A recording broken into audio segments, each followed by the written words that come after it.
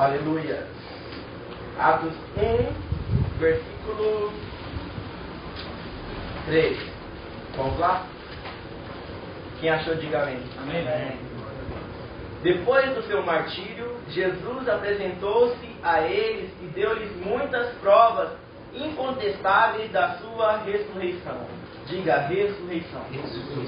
Diga mais forte. Ressurreição. Aparecendo-lhes por período de 40 dias. Quantos dias? 40 dias seguidos e ensinando-lhes acerca do reino de Deus.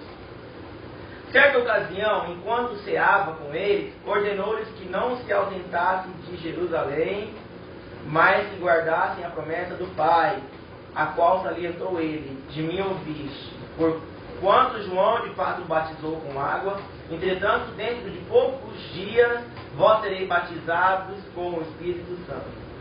Amém. Vou ler de novo 3.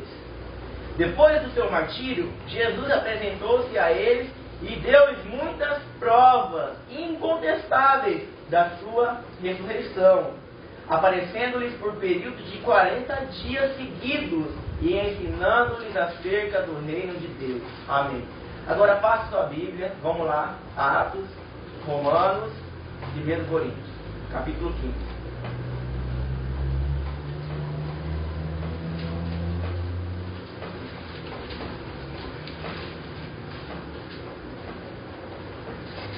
Versículo 1. Irmãos, lembro-vos do evangelho que vos preguei, o qual também recebestes e no qual estáis firmes. Por meio dele também sois salvos, desde que vos apegueis com convicção à palavra que vos anunciei. Caso contrário, tendes crido em vão. Porquanto o que primeiramente vos transmiti foi o que também recebi, que Cristo morreu pelos nossos pecados, segundo as Escrituras, foi sepultado e ressuscitou no terceiro dia, conforme as Escrituras, e apareceu a Pedro e depois aos 12. Depois disso apareceu a mais de 500 irmãos de uma vez, a maioria dos quais ainda vive, embora alguns já tenham adormecido. 7. Mais tarde apareceu a Tiago e a todos os apóstolos. 8. Depois de todos, apareceu igualmente a mim, como a um que nasce fora do tempo, ou como a um abortivo. Olha o 12, que interessante. Ora, se tem sido proclamado que Cristo ressuscitou dentre os mortos, como é possível que alguns dentre vós afirmais que não existe ressurreição dos mortos? 13. Então, se não há ressurreição dos mortos, nem mesmo Cristo ressuscitou. E se Cristo não ressuscitou, é inútil a nossa pregação, como igualmente é improdutiva a vossa fé. 15.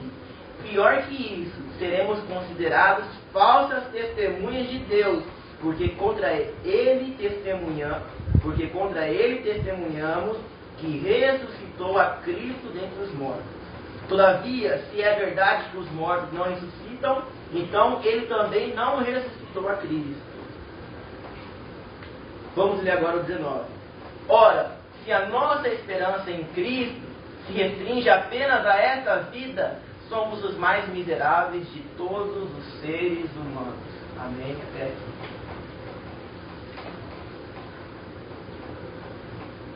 Queridos, primeiramente, essa mensagem, eu disse no começo que o tema que eu tinha pensado seria: por que não somos espíritas? Dizendo a respeito que há ressurreição. O espiritismo crê na reencarnação. E Paulo ele é claro: se vocês têm pessoas que acreditam que não há ressurreição, então Cristo não ressuscitou. Então a sua fé é em vão e vocês continuam nos vossos pecados. Então eu sou uma testemunha mentirosa, porque eu afirmo que vi o Cristo ressuscitado e então eu estou mentindo, estou vivendo uma falsa fé, uma falsa religião. E se Cristo não ressuscitou, então não adiantou de nada a vossa fé, ela é inútil. Se nós esperamos em Cristo somente nessa vida, somos os mais miseráveis de todos os homens. É o que o apóstolo Paulo está dizendo. Porque a nossa esperança em Cristo não está apenas nessa vida, mas na vida que há por vir, porque nós cremos que Ele ressuscitou e que Ele também nos ressuscitará no último dia. Amém, gente? Queria que vocês prestassem atenção. Essa palavra, aí ela falou, poxa, vou falar sobre por que não somos espíritos. Aí fui para o dentista na quarta-feira, estava sentado ali esperando, de repente veio o tema no meu coração. Eu falei, poxa, eu preciso divulgar lá no Instagram lá para as pessoas verem. De repente veio uma luz dizendo assim, por que somos cristãos? Na realidade eu lembrei que eu tinha gritado, ir à igreja não faz de nós cristãos. Não, essa é a minha frase. Nós somos cristãos porque pregamos a Cristo, não simplesmente porque vamos à igreja. Aí eu estava sentado lá e de repente, por que somos cristãos? Queridos, e aquela palavra ela começou a arder no meu coração, e eu comecei a criar expectativa. E eu vi o Espírito Santo gerando essa palavra dentro de mim. Por que somos cristãos? Sabe quando algo queima dentro de você? Então houve expectativa no meu coração a respeito dessa palavra. Amém? E aí comecei a escrever. Eu falei, essa mensagem é uma das mais importantes que eu já peguei na minha vida. Porque quão séria e quão responsabilidade tem nela. Nela está contida a palavra de vida. Quem crê, recebe a vida eterna. Ela é impressionante. E eu quero fazer ela, agora são 8h05, eu quero fazer ela no máximo 25 minutos. Então eu vou pedir para que você preste atenção. E vamos lá. Após, no versículo de Atos, no capítulo 1, nós lemos a respeito da ascensão de Jesus aos céus. O Lucas é quem está relatando o livro de Atos. Lucas escreveu Atos para relatar o crescimento da igreja, do cristianismo.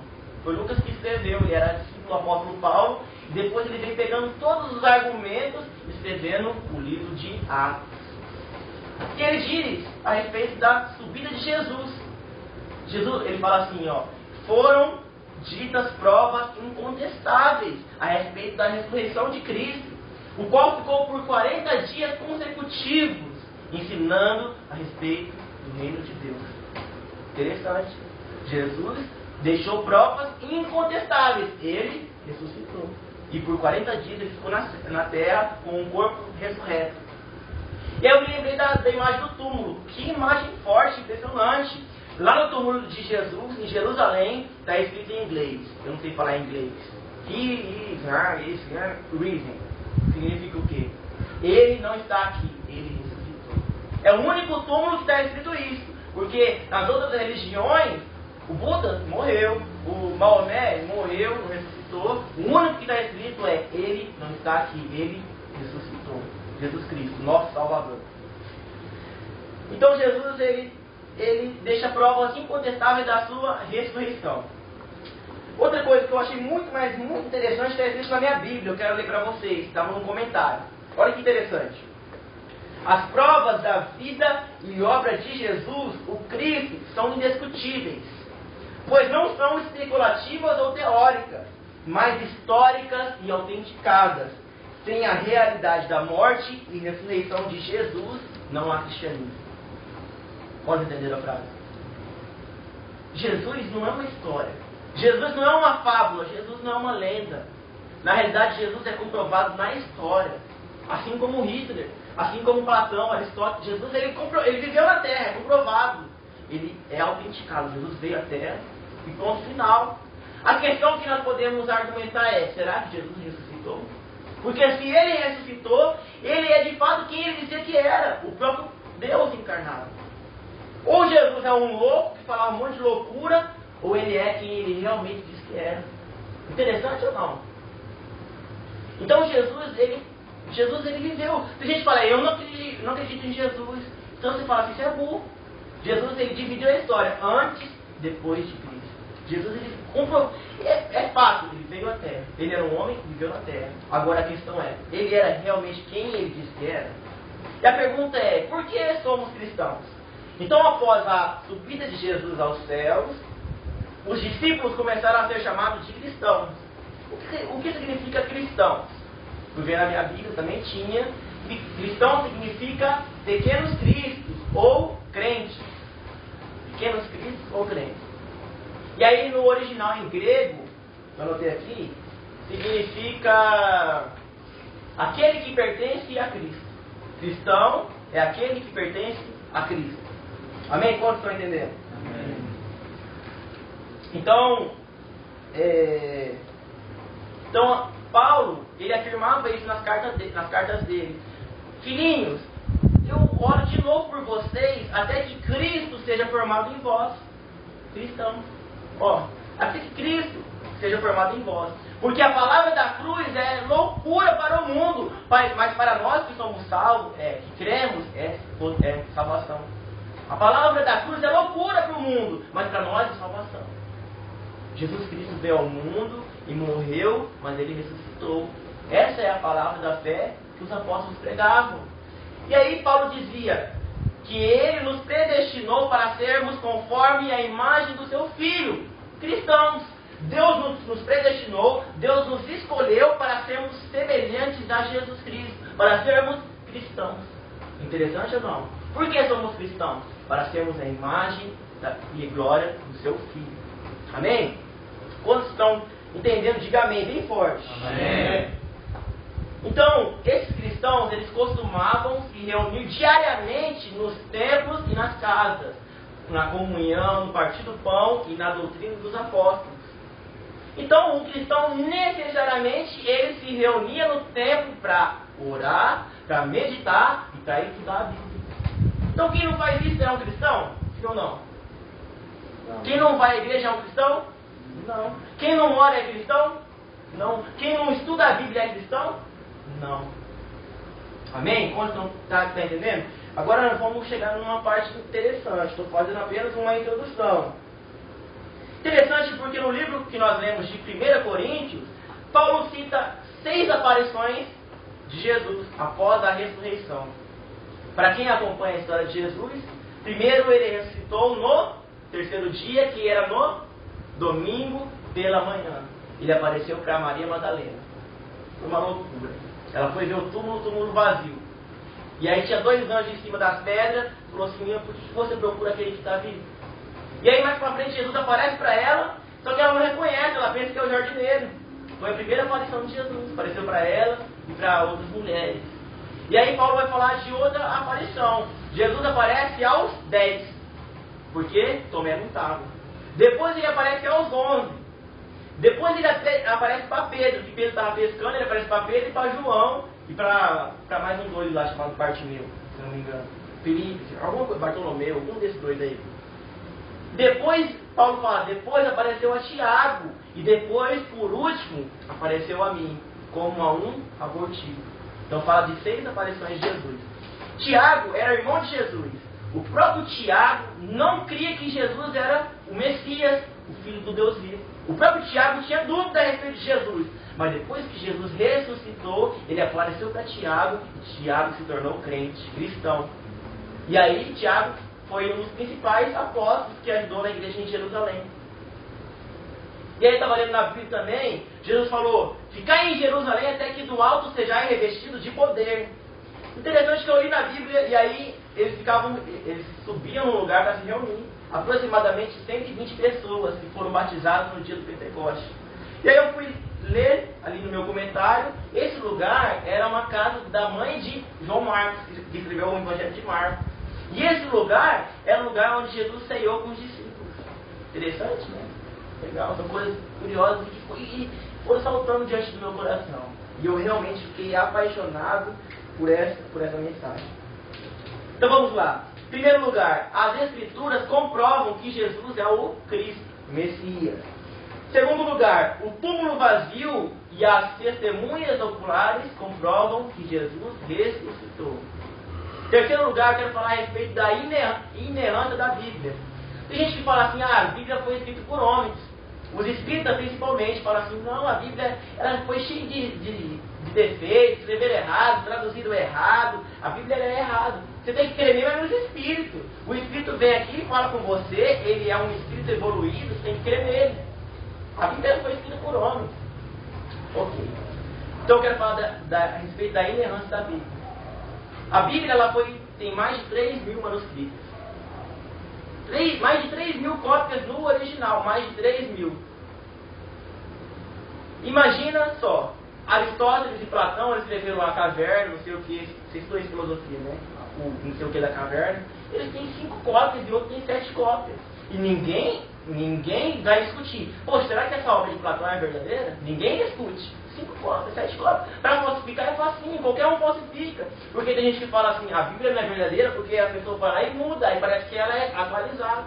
Mas essa Bíblia aqui é a mais verdade de tudo. Ela é mais atualizada que o Jornal de Amanhã. Eu amo essa Bíblia porque ela contém palavras de vida eterna. Então a Bíblia ela é inerrante porque ela foi inspirada pelo Espírito Santo. Então tudo que ela fala a respeito de Jesus é verdadeiro. Mais de 3.000. Para falsificar mais de 3.000 tem que ser muito bom. Para todos ficarem diferentes. 3.000! Imagina!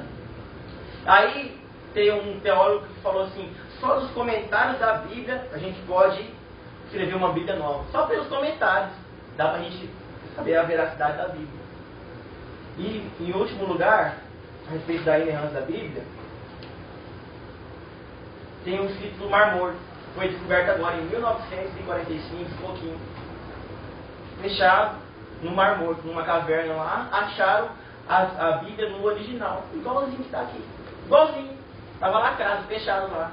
Então a Bíblia, ela é realmente verdade. Amém? Quando entende isso? Amém. Então eu fiz uma introdução geral. Agora eu quero entrar para a parte que meu coração queimou. Queimou e queimou. O apóstolo Paulo, ele nos deixa isso escrito lá em 1 Coríntios 15. Foi o texto que nós lemos. Jesus, ele apareceu a mais de 500 irmãos. Imagina só. Jesus ressuscitou e apareceu a mais de 500. Eu quero ler esse texto com você, que está lá em Mateus 28. Vamos ler junto. E vamos ser apaixonados por esse Jesus, o nosso Senhor. Mateus 28. Oi? Mateus estava lá em Tiago.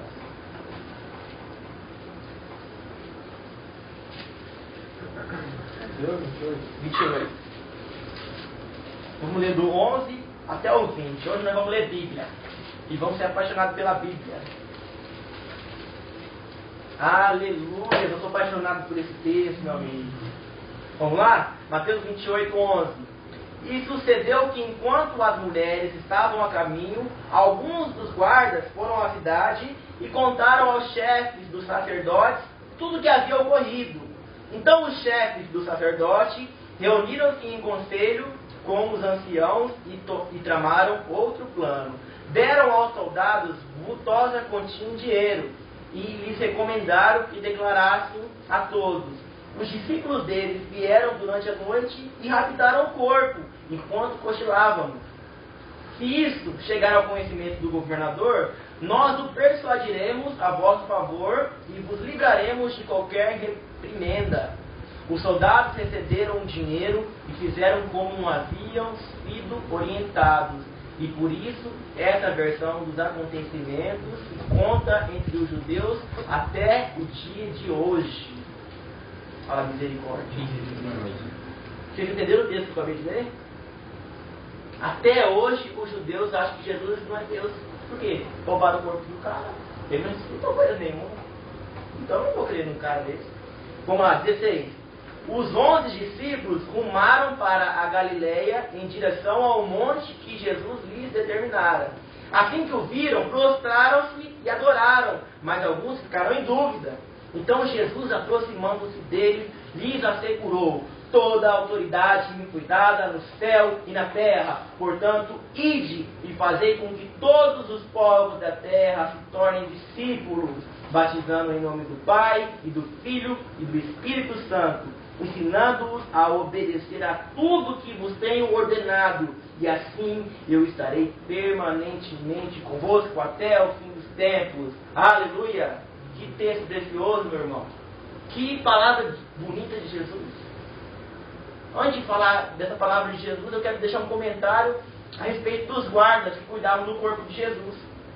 Agostinho, um teólogo, ele veio depois de cerca de 400 anos de Jesus, ele escreveu assim: se acordados, por que permitiram a alguém raptar o corpo de Jesus?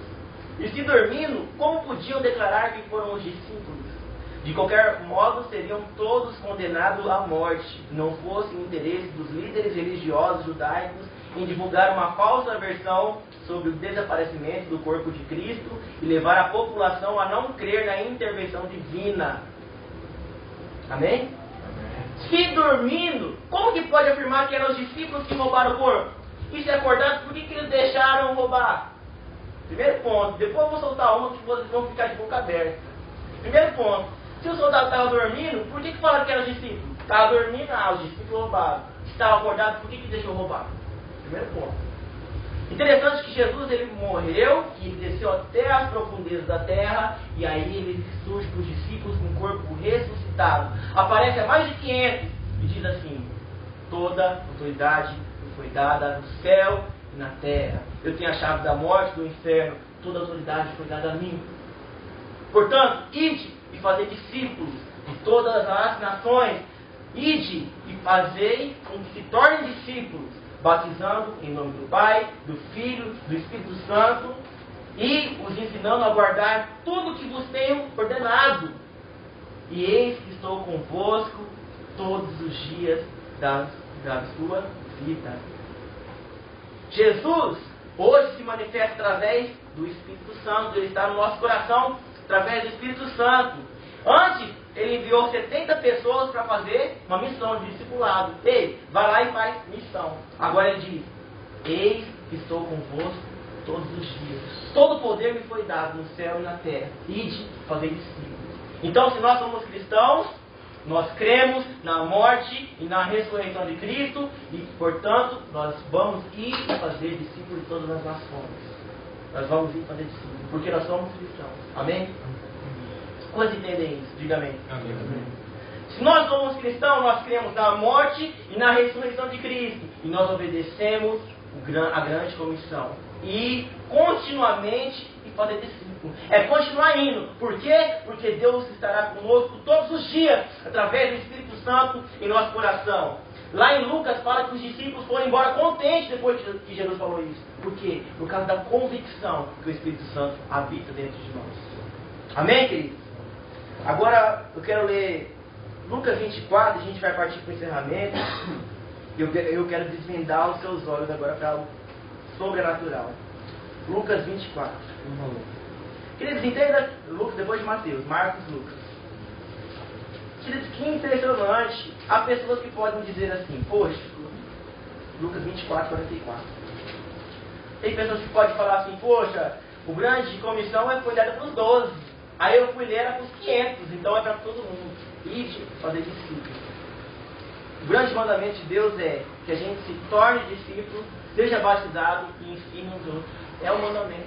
Se nós somos cristãos, nós vamos nos tornar discípulos, ser batizados e ensinar os outros. Lucas 24, 44.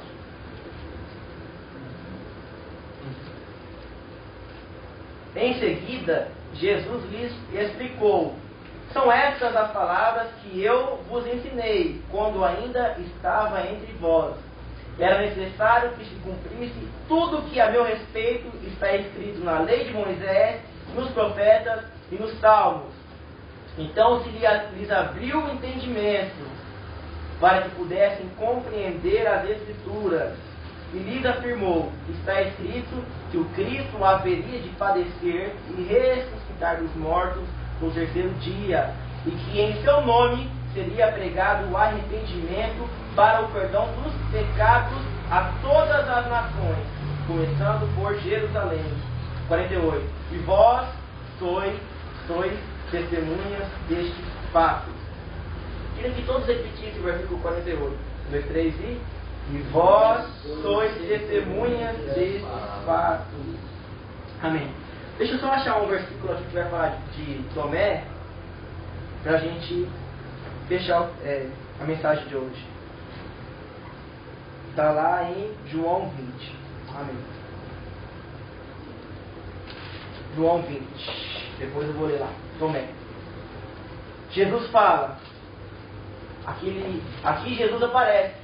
São evangelhos onde o Jesus ressuscitado aparece para os discípulos.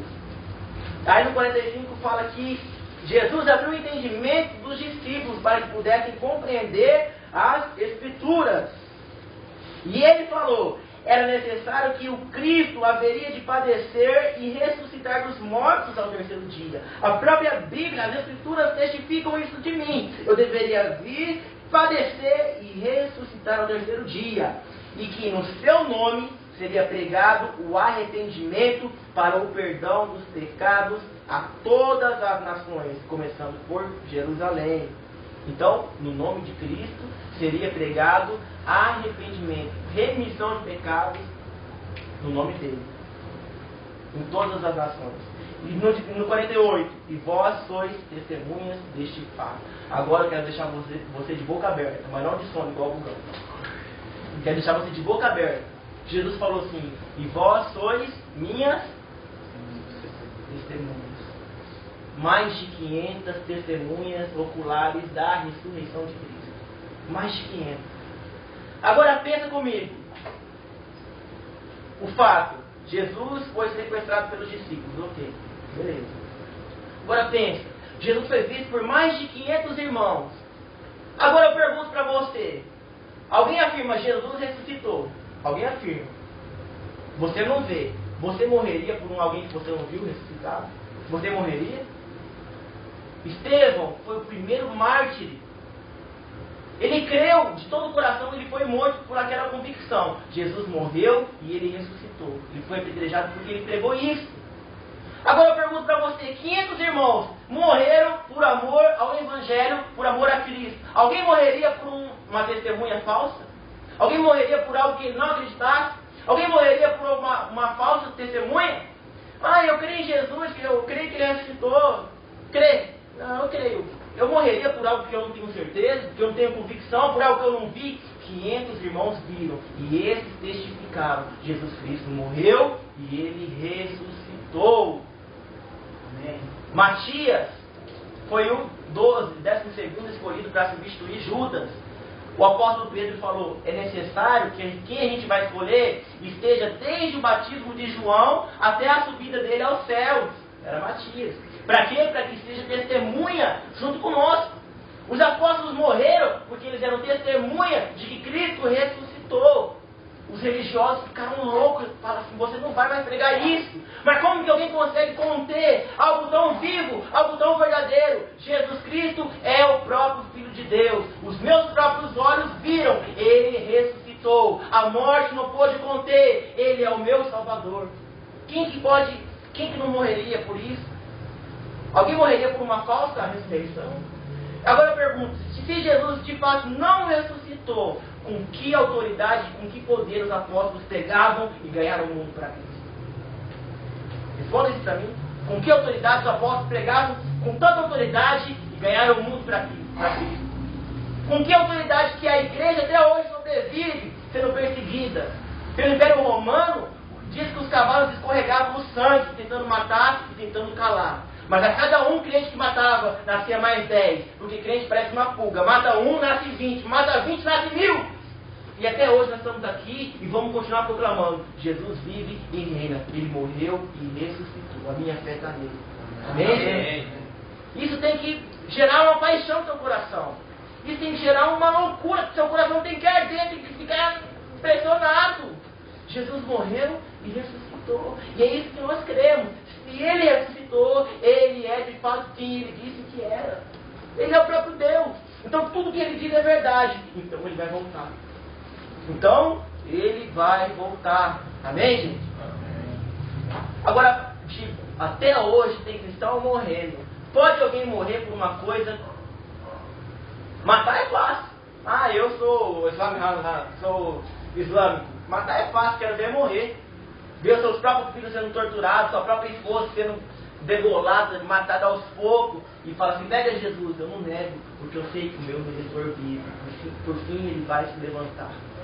O apóstolo, o Estevão, primeiro mártir, ele foi apedrejado por aquilo que ele acreditava. Começou a ser apedrejado. Imagina um jovem de 17 anos, apedrejado, pedra na cara, e abrindo sangue, e pedra quebrando o braço, quebrando tudo. Ele olhou para o céu e viu Jesus à destra de Deus e disse: Pai, não impute-lhes este pecado. Imagina que glória, que convicção. Este é o evangelho genuíno.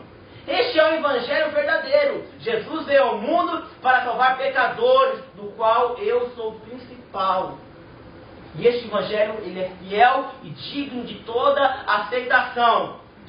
Deus estava em Cristo, reconciliando consigo o mundo, não lhes imputando o seu pecado, e colocou em nós o ministério da reconciliação, do qual nós rogamos como se Deus rogasse por nós: reconcilie-se com Cristo, reconcilie-se com Cristo, reconcilie-se com Cristo. Crê no nome dele. Amém, gente? Amém. Então essas pessoas foram testemunhas de que Jesus ressuscitou. Isso é loucura, porque se Jesus realmente ressuscitou, tudo é verdade. Então nós temos que viver para Ele, porque as palavras do Evangelho é verdade. Nós somos servos, nós temos que multiplicar os talentos. Eu vou voltar. Você tem que estar vigiando e orando. Não vive vacilando, não. Não vive em pecado inconstante, não. Seja firme, seja crente. Tudo é verdade, se a gente crê nisso. E isso é uma fé verdadeira e religiosa. Isso é cristianismo. Isso é ser cristão. A gente se parecer com Cristo, abandonar o pecado, guardar os seus mandamentos e por todo mundo fazer discípulos. Pode alguém ser cristão e não ir fazer discípulos? Pode? Responda para mim. Pode alguém ser cristão e não ir fazer discípulos? Ou ele é um rebelde ou ele acha que é um cristão. Ele acha, mas ele não é, ele é um rebelde. Ide é um mandamento. Ele é o Senhor, então nós temos que obedecer. Amém? Agora vamos encerrar lá com o livro de João. No livro de João. Quebrei um pouco aqui que eu queria falar e agora vou falar agora junto com o João. Eu ia ler João. Para a gente encerrar. Quantos estão gostando da mensagem? Diga amém. Amém. Diga glória a Deus. Glória a Jesus Deus. Vive. Jesus reina. Ele é o meu Senhor. João 20, versículo 24.